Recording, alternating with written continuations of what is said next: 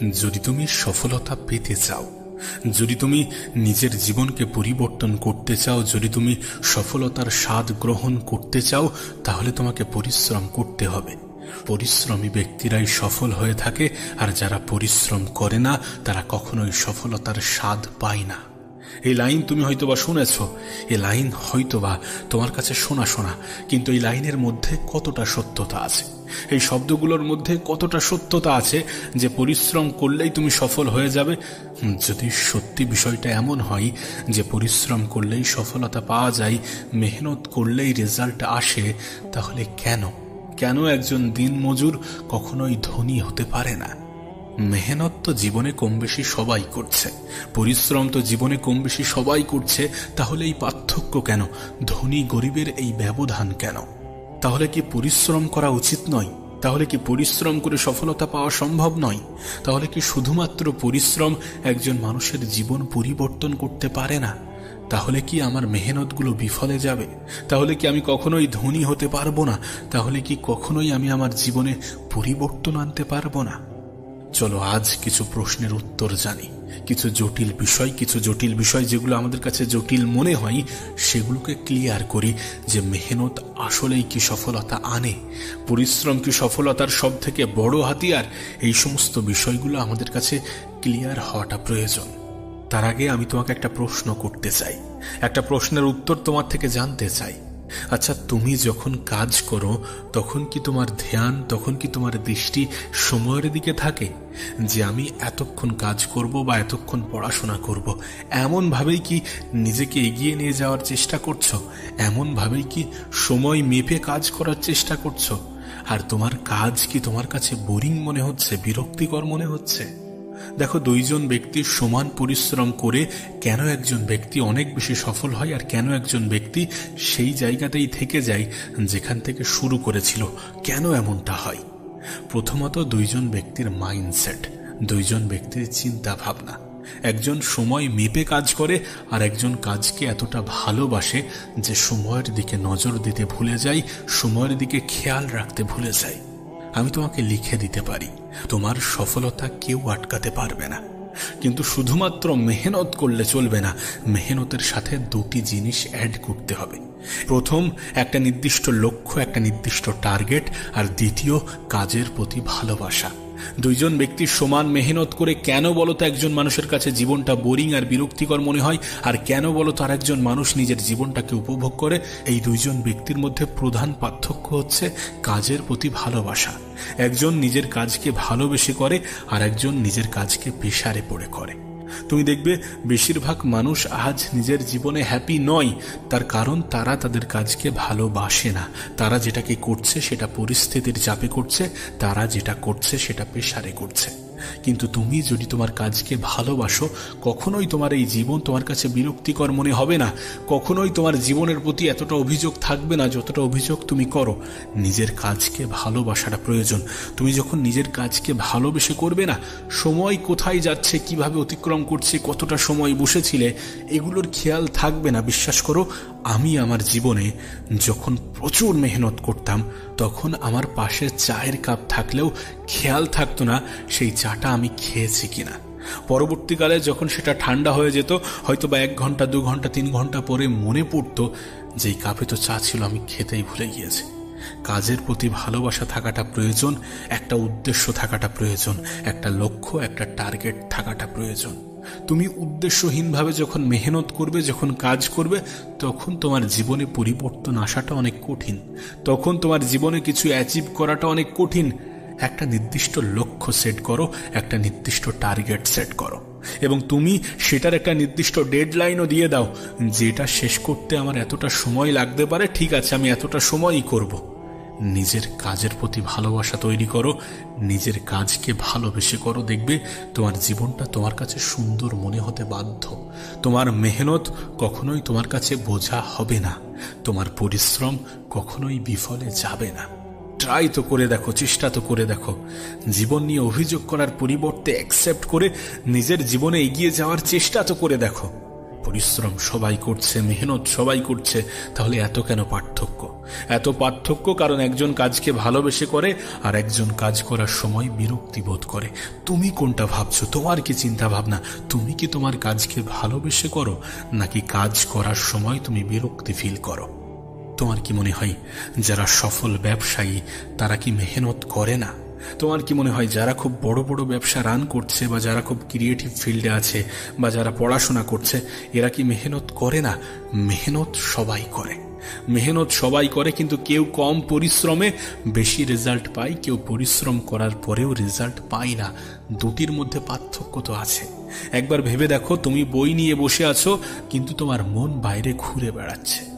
এমন পরিস্থিতিতে তুমি যদি 10 ঘন্টাও পড়াশোনা করো তাহলে সেটা কতটা কাজের হতে পারে? কিন্তু ঠিক একইভাবে তুমি যদি মন দিয়ে, নিজের সমস্ত কিছু দিয়ে, নিজের মন মস্তিষ্ক সবকিছুকে কাজে লাগিয়ে 2 ঘন্টা বই নিয়ে বসো, সেটা বেশি কাজের নাকি ওই 10 ঘন্টা বেশি কাজের? অবশ্যই ওই 2 ঘন্টা তোমার জন্য সব থেকে বেশি উপকারী, সব থেকে বেশি এফেক্টিভ। কারণ এখানে তুমি যেটা করছো সেটা নিজের মন এবং মস্তিষ্ক লাগিয়ে করছো, নিজে ভালোবেসে করছো, বা যতটা করছো সেটাই তোমার 100% দিচ্ছ। তুমি হয়তোবা জানো না যে আজকের দিনে সফল হওয়াটা কতটা সহজ। তুমি হয়তোবা জানো না যে আজকের দিনে সাকসেস পাওয়াটা কতটা ইজি।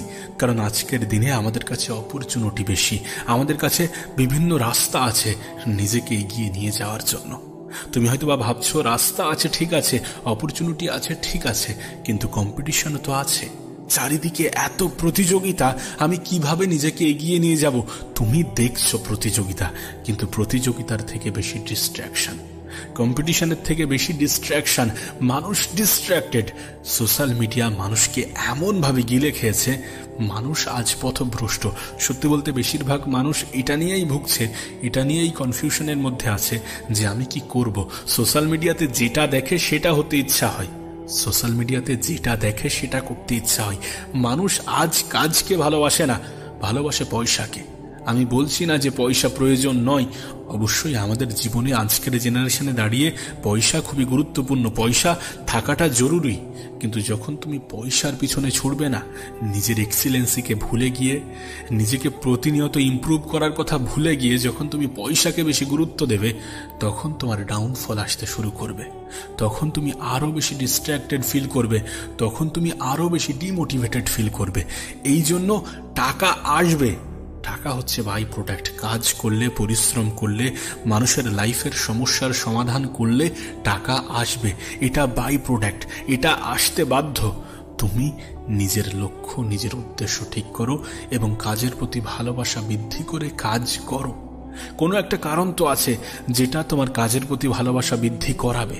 তুমি দেখবে এ পৃথিবীতে যারা নিজেরা নিজেদের ফিল্ডের টপে আছে, যারা নিজেরা নিজেদের ফিল্ডের টপে রান করছে, তারা তাদের কাজকে ভালোবাসে, তারা সেই জিনিসটাকে ভালোবাসে। আর যদি অতীতে ভালো নাও লেগে থাকতো, তারপরেও তারা নিজেদেরকে এমনভাবে বুঝিয়েছে যে এই কাজের প্রতি আমার ভালোবাসা বৃদ্ধি করতেই হবে, এটাই আমার সবকিছু, এটা নিয়েই যেহেতু চলতে হবে, সুতরাং এটাকে ভালোবেসেই করা যাক। তারা নিজেদেরকে বুঝিয়েছে এবং বোঝাতে সক্ষম হয়েছে। তোমাকেও সেটা করতে হবে। অন্ধের মতো মেহনত করলে চলবে না, অন্ধের মতো পরিশ্রম করলে চলবে না।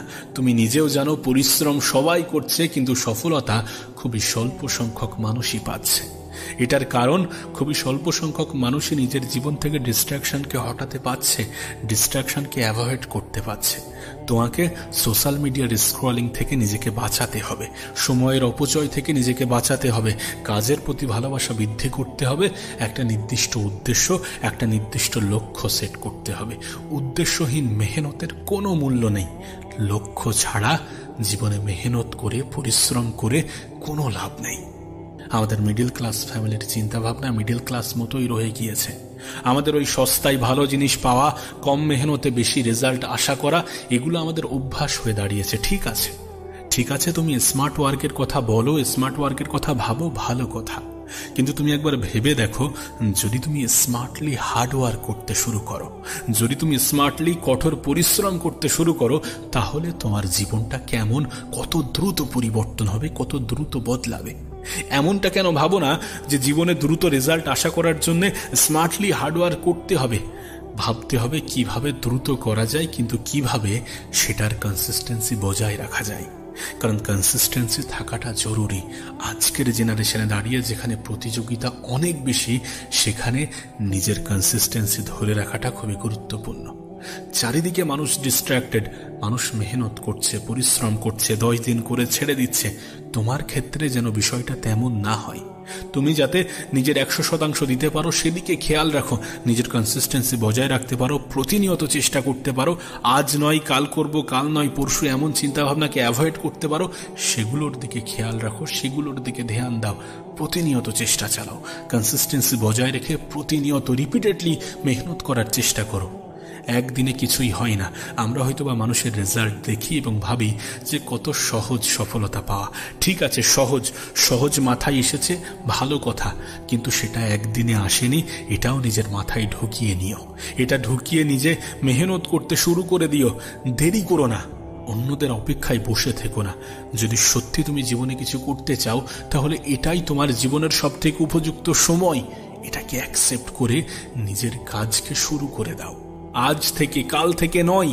এই চিন্তা ভাবনা তুমি অনেক করেছো, এমন ভাবে নিজেকে অনেক ভুল বুঝিয়েছো যে কাল থেকে শুরু করব। কাল কখনো আসে না। কেন এমনটা বুঝো না? কাল আসতে আসতে সেটা আজ হয়ে যায়। সুতরাং যেটা করতে হবে, যতটা করতে হবে, আজ করতে হবে। এখন থেকে চেষ্টা করতে হবে, প্রতিনিয়ত রিপিটেডলি মেহনত করতে হবে। পরিশ্রম সফলতার কারণ, অবশ্যই কারণ, কিন্তু সেটার পিছনে একটা উদ্দেশ্য থাকতে হবে।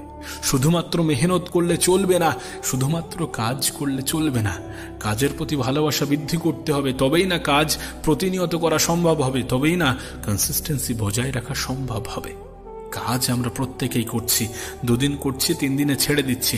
আমরা মনে করছি যে 2 দিনে রেজাল্ট চলে আসবে, স্মার্ট ওয়ার্ক করে সমস্ত কিছু হয়ে যাবে। স্মার্ট ওয়ার্ক করাটা প্রয়োজন, কিন্তু স্মার্টলি হার্ড ওয়ার্ক তুমি যদি করতে শুরু করো, তাহলে তোমার জীবনে তুমি যেটা 1 বছরে অ্যাচিভ করতে পারতে, সেটা হয়তোবা 3 মাসে অ্যাচিভ হয়ে যাবে।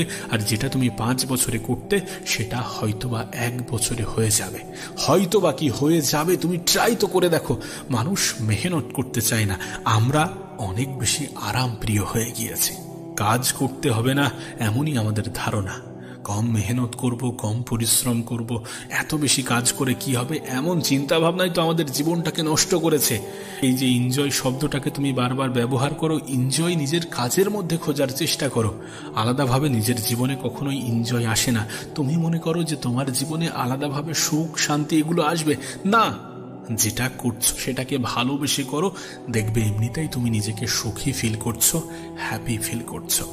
সো কাজকে ভালোবাসো, কাজকে ভালোবাসো। যদি সত্যি নিজের জীবনে পরিবর্তন আনতে চাও, যদি সত্যি তুমি তোমার মেহনত পরিশ্রমগুলোকে কাজে লাগাতে চাও, যদি এগুলোকে বিফলে না দিতে চাও, তাহলে কাজকে ভালোবাসো এবং একটা উদ্দেশ্য, একটা টার্গেট, একটা লক্ষ্য সেট করো, একটা ডেডলাইন ফিক্সড করো, দেন কাজ করো। প্রতিনিয়ত কাজ করো, কনসিস্টেন্সি বজায় রাখো। আমি তোমাকে লিখে দিতে পারি, কেউ তোমার সফলতা আটকাতে পারবে না, কেউ তোমাকে থামাতে পারবে না, তোমাকে দমাতে পারবে না। তুমি কি ভাবছো যে উপরওয়ালা তোমার সঙ্গ দেবে না? কেন এটা বোঝো না যে মেহনতশীল ব্যক্তিদেরকে উপরওয়ালা বেশি পছন্দ করেন? তুমি তানার অপেক্ষায় বসে আছো যে কখন তিনি তোমার জীবনকে পরিবর্তন করে রেখে দেবেন, কিন্তু তিনি তোমার অপেক্ষায় বসে আছে যে তুমি কখন তোমার জীবনে মেহনত করবে, চেষ্টা করবে, বারবার চেষ্টা করবে, ব্যর্থ হওয়ার পরেও নিজেকে দাঁড় করাবে এবং নিজেকে বলবে যে আমি আরেকবার চেষ্টা করে দেখি। তিনি এগুলো তোমার কাছ থেকে আশা করেন এবং এগুলোর জন্য তোমার অপেক্ষায় বসে আছেন যে কখন তুমি নিজের তরফ থেকে চেষ্টা করবে আর তিনি তোমাকে ফল দেবেন, তিনি তোমাকে রেজাল্ট দেবেন। রেজাল্ট আসবে যদি আমরা চেষ্টা করি, যদি আমরা নির্দিষ্ট একটা রুলস মেনে, নির্দিষ্ট একটা নিয়ম মেনে, একটা গাইড মেনে প্রতিনিয়ত চেষ্টা করি। প্রতিনিয়ত চেষ্টা করাটা গুরুত্বপূর্ণ। একদিনে কোনো কিছুই হয় না, 1 সপ্তাহে কোনো কিছুই হয় না, 1 মাসে কোনো কিছুই হয় না। চেষ্টা করতে হবে। তোমার টার্গেট যদি বড় হয়, তোমার উদ্দেশ্য যদি বড় হয়, তোমার লক্ষ্য যদি বড় হয়, তাহলে খেলাটাও বড় খেলতে হবে, খেলাটাও বড় হবে। এমনভাবে এগিয়ে চলো এবং দ্রুত রেজাল্ট আনার জন্য স্মার্টলি হার্ডওয়ার্ক করো। মেহনতের কোনো বিকল্প নেই। এখনো বলছি, যারা পরিশ্রম করবে না তারা তো এমনি কিছুই অর্জন করতে পারবে না, আর শুধুমাত্র পরিশ্রম করে সফলতা আসবে না। পরিশ্রমের সাথে একটা উদ্দেশ্য, নেক নিয়ত, অদম্য ইচ্ছাশক্তি, প্রতিনিয়ত প্রচেষ্টা এবং কাজের প্রতি ভালোবাসা থাকতে হবে। তারপরেই না রেজাল্ট আসবে, তারপরেই না মেহনত ফল দেবে, তারপরেই না মেহনত করলে তোমার জীবনটা বদলাবে। তোমার কাছে অনুরোধ করব, কয়েকটা মাস এমনভাবে চেষ্টা করে দেখো, দেখো তোমার জীবনটা কতটা সুন্দর হয়, দেখো তোমার জীবনটা কতটা পরিবর্তন হয়। কাজের প্রতি ভালোবাসা বাড়াও, সময়কে গুরুত্ব দাও।